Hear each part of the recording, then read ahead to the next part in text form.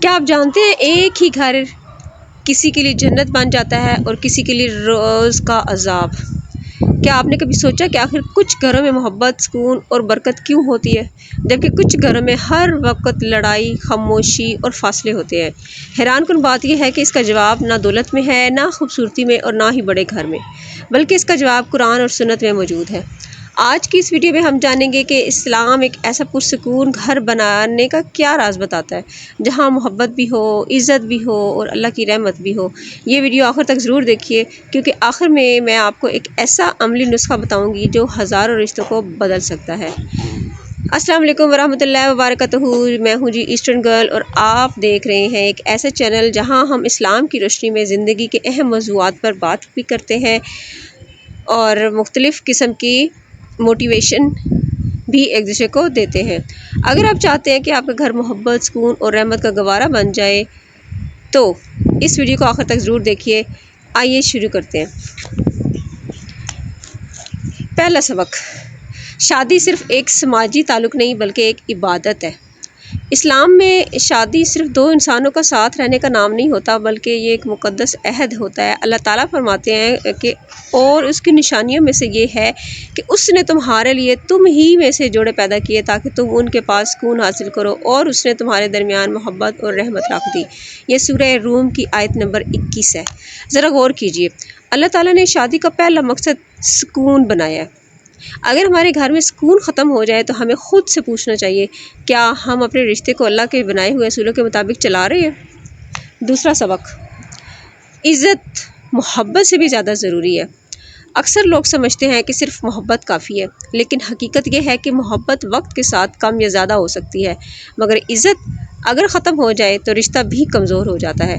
رسول اکرم صلی اللہ علیہ وسلم نے فرمایا، تم میں سے سب سے بہتر وہ ہے جو اپنے گھر والوں کے لیے سب سے بہتر ہو، اور میں اپنے گھر والوں کے لیے تم سب سے بہتر ہوں۔ یہ جامع ترمذی کی حدیث نمبر 3895 ہے۔ سوچئے، اگر نبی کریم صلی اللہ علیہ وسلم اپنی عظمت کے باوجود گھر والوں کے ساتھ اتنی نرمی، محبت اور حسن اخلاق سے پیش آتے تھے تو ہم کیوں نہیں؟ تیسرا سبق، غصہ رشتوں کا سب سے بڑا دشمن ہے۔ دیکھیں کتنے ہی خوبصورت رشتے صرف چند لمحوں کے غصے میں ٹوٹ جاتے ہیں۔ ایک شخص نے رسول اکرم صلی اللہ علیہ وسلم سے فرمایا اور کہ مجھے کوئی نصیحت کیجیے، تو آپ صلی اللہ علیہ وسلم نے فرمایا غصہ نہ کرو۔ وہ بار بار نصیحت مانگتا رہا اور آپ ہر بار یہی جواب دیتے رہے کہ غصہ نہ کرو۔ یہ صحیح بخاری کی حدیث ہے 6116 میں۔ تو غصہ آنا فطری ہے، لیکن غصے میں بولے گئے جو الفاظ ہوتے ہیں نا میری بہنوں بھائیوں، کبھی کبھی پوری زندگی کا پچھتاوا بن جاتے ہیں۔ تو یاد رکھیں، معافی مانگنے سے پہلے بہت کچھ ٹوٹ چکا ہوتا ہے، تو اس لیے بہتر ہے کہ آپ معافی والا معاملہ ہی نہ آنے دیں، آپ معاملات کو پہلے ہی سدھار لیں۔ چوتھا سبق، چھوٹی چھوٹی باتوں پر شکر ادا کریں۔ اکثر دیکھیں ہم اپنے شریک حیات کی غلطیاں تو فوراً دیکھ لیتے ہیں، لیکن اس کی قربانیاں بھول جاتے ہیں۔ رسول اکرم صلی اللہ علیہ وسلم نے فرمایا، مومن مرد کسی مومن عورت سے نفرت نہ کرے، اگر اس کی ایک عادت ناپسند ہو تو دوسری پسند آ جائے گی۔ تو یہ بھی صحیح مسلم کی حدیث ہے 1469 میں، دیکھیے گا۔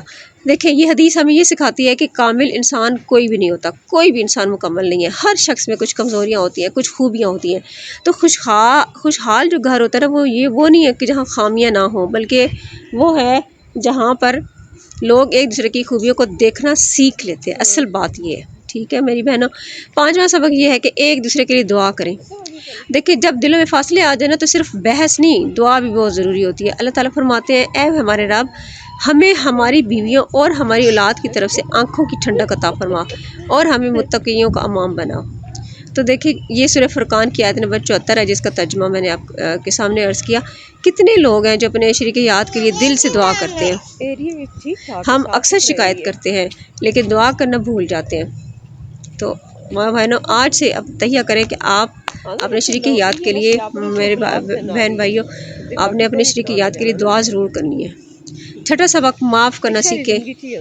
دیکھیں ہر انسان غلطیاں کرتا ہے، آپ سب کو پتہ ہے، میں بھی جانتی ہوں، ہم سے بہت ساری غلطیاں ہوتی ہیں، دن میں پتہ نہیں کتنی ہی بار ہم غلطیاں کرتے ہیں، اور اگر ہر غلطی کا حساب رکھا جائے تو شاید ہی کوئی رشتہ باقی بچے، مطلب کوئی رشتہ باقی نہیں رہ سکتا، کیونکہ ہم غلطیاں اتنی زیادہ کرتے ہیں۔ تو اللہ تعالیٰ تو معاف کرنے والوں کو پسند فرماتے ہیں۔